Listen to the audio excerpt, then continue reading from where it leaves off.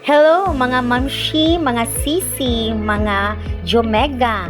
Mao ni akong customer karon adlong Domingo, day off o mao ni ang ako ang gamit nga mga hair rebanding, milk rebanding.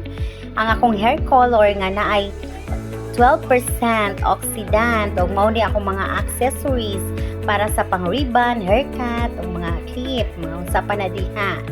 Og na mao ni akong plansa o blower nga gamiton karong adlaw. Og dili nato kalimtan ang hair treatment. Na ako'y daghang available diri sa hair treatment. Og isa to'y ganahan mo order na ara diri. Mao ni tananog.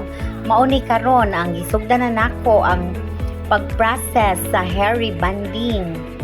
After sa hair rebanding, mao na ni ako na lang gidiretso no kay taas na kaayo.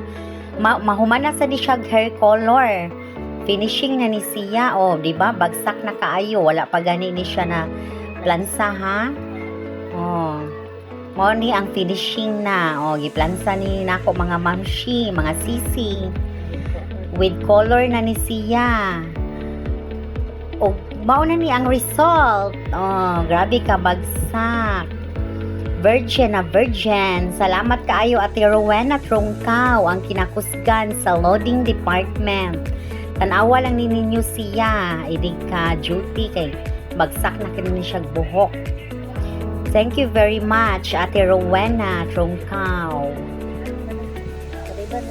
Pariba na mo guys, mga sisi, mga mamshi.